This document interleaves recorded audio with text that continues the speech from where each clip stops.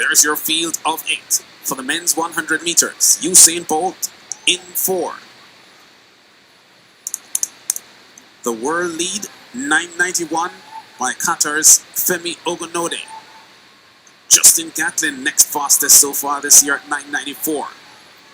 Let's see where Usain Bolt will place himself on the current IAAF performance list. Olympic world champion, world record holder. Strong start. Bolt gets up pretty well. Bolt is in front here. Hyman tries to go with Bolt. Kemar Bailey Cole steps up as well.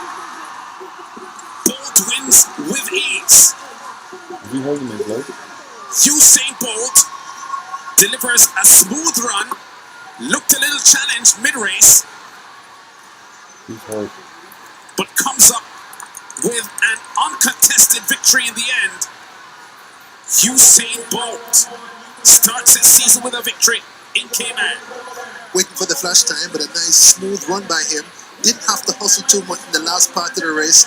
One of his better starts, Lance Whitaker for Usain. Not that consistently good. 10:05 the flash time.